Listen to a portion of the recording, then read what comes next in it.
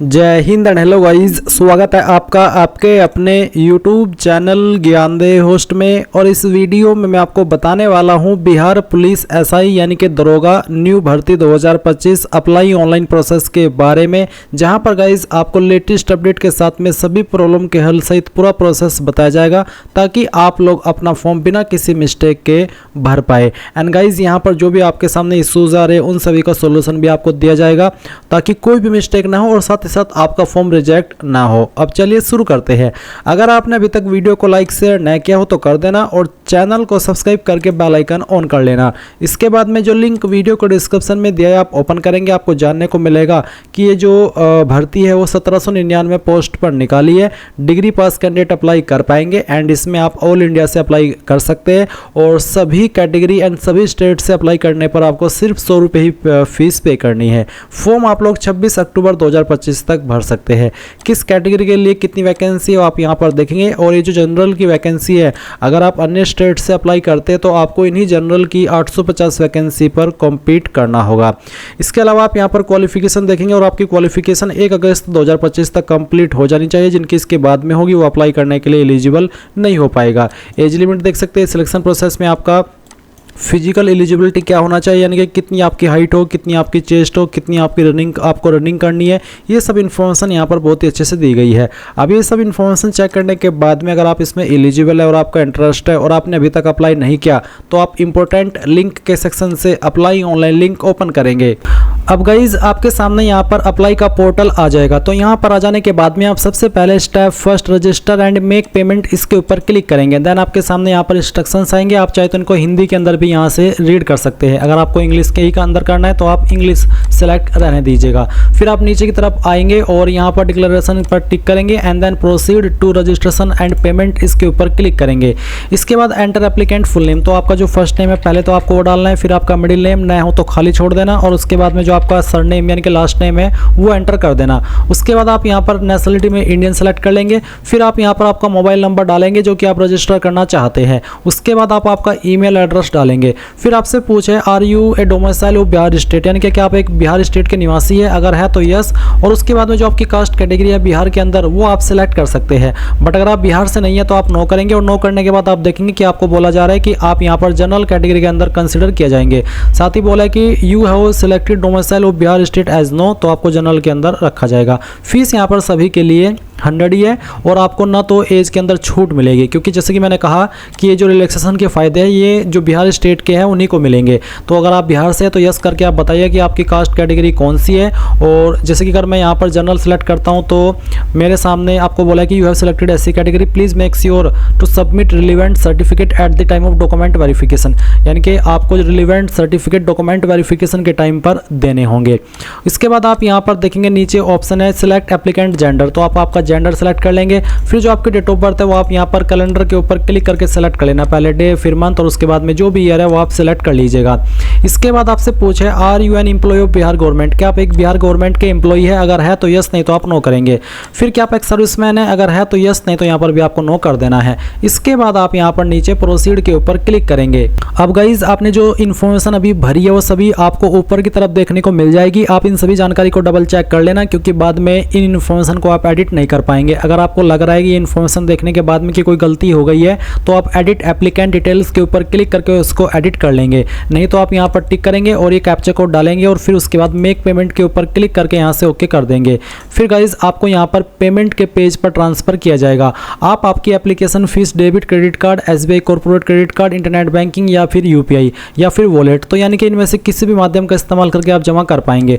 तो आप यहाँ पर इनमें से किसी भी माध्यम का इस्तेमाल करके अपनी फीस जमा कर लीजिए। फिर मैं आपको यहाँ पर आगे का प्रोसेस दिखाता हूँ। पेमेंट सक्सेसफुल हो जाने के बाद में आप यहाँ पर कुछ ऐसा इंटरफेस देखेंगे जहाँ पर आपको बोला है कि आपका पेमेंट रिसीव कर लिया गया है। अब आप यहाँ पर proceed to fill application form इसके ऊपर क्लिक करेंगे। मैं आपको एक चीज़ और बता दूं कि अगर आप देख रहे हैं कि यार जो मैंने इसमें फॉर्म भरा है और वो गलत हो गया है तो आप कैंसिल रजिस्ट्रेशन फॉर्म के ऊपर क्लिक करके दोबारा से अपनी फीस को दे करके सभी डिटेल दोबारा से भर सकते हैं। आप नया फॉर्म नहीं भरेंगे, आप इसी फॉर्म को कैंसिल करके दोबारा अपनी फीस पे करके अपना जो फॉर्म है वो दोबारा भर सकते हैं, यानी कि आपको एडिट का मौका नहीं मिलता। आप इस फॉर्म को कैंसिल करा करके दूसरा फॉर्म इसी लॉगिन डिटेल से भर सकते हैं। तो चलिए अभी हम यहाँ पर proceed to fill application form इसके ऊपर क्लिक करते हैं और यहाँ से ओके कर देते हैं। अब आपके सामने फिर से इंस्ट्रक्शंस आएंगे, आप यहाँ पर नीचे की तरफ आइए, डिक्लेरेशन पर टिक कीजिए और proceed to fill application form के ऊपर क्लिक कर दीजिए।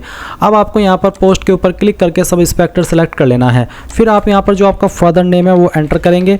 फादर नेम एंटर करने के बाद में आप यहाँ पर आपका जो माता जी का नाम है वो डालेंगे एंड देन आपको मैरिटल स्टेटस बताना है, अनमैरिड, मैरिड या फिर डाइवोर्सी, जो भी है वो आप सिलेक्ट कर लेंगे। सिलेक्ट आइडेंटिटी कार्ड टाइप, कोई एक आईडी इनमें से आपको सिलेक्ट कर लेनी है, चाहे वो आधार कार्ड हो, वोटर आईडी हो, पैन कार्ड हो, जो भी है वो आप सिलेक्ट कर लेना। अब जो भी आईडी आपने सिलेक्ट किया उसका नंबर आप एंटर आइडेंटिटी कार्ड नंबर वाले सेक्शन में फिल कर देना। इसके बाद में यहाँ पर एक सवाल है कि are you a ward of freedom fighter, यानी कि क्या आप जो स्वतंत्रता सेनानी हैं उनके आश्रित हैं, अगर हाँ तो यस, नहीं तो आप नो करेंगे। फिर एजुकेशनल क्वालिफिकेशन डिटेल, तो सबसे पहले आपको 10वीं की जानकारी देनी है। 10वीं आपने कौन से इंस्टीट्यूट से की है, यूनिवर्सिटी से की है, उसका नाम देंगे। बेसिकली इसके ऊपर ना तो इंस्टीट्यूट एप्लीकेबल होती है या ना यूनिवर्सिटी, तो आपको यहाँ पर आपके बोर्ड का नाम एंटर करना है, जिस भी बोर्ड से आपने आपकी 10वीं की है। फिर जो आपका 10th का सर्टिफिकेट नंबर है वो आप यहाँ पर डाल देंगे। फिर सर्टिफिकेट इश्यू डेट या फिर पासिंग ईयर एंड डेट, यानी कि कब आपका सर्टिफिकेट इशू हुआ है वो डेट आपको यहाँ पर इस तरह से सिलेक्ट करनी है। या फिर यहाँ पर आपका पासिंग ईयर एंड डेट भी आप दे सकते हैं।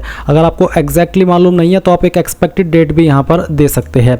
बट 10वीं का सर्टिफिकेट तो आपके पास होगा ही और उसके ऊपर सर्टिफिकेट की जो डेट है वो भी होगी। फिर आएगा आपका ग्रेजुएशन, तो आपको यहाँ पर बताना है कि कहाँ से आपने आपकी ये जो ग्रेजुएशन है वो की है, तो उसका पूरा नाम आप यहाँ पर इस तरह से एंटर कर देना। फिर आपको पासिंग सर्टिफिकेट नंबर देना है। और गाइज यहाँ पर बहुत सारे कैंडिडेट ऐसे होंगे जिनकी अभी जो ग्रेजुएशन है वो डिग्री तो होगी बट सर्टिफिकेट नहीं होगा, यानी कि वो मार्कशीट अभी अवेलेबल है, प्रोविजनल डिग्री होगी बट सर्टिफिकेट नहीं होगा। तो ऐसे में यहाँ पर अगर आपके पास मार्कशीट है तो मार्कशीट के ऊपर जो नंबर होता है वो आप डाल सकते हैं।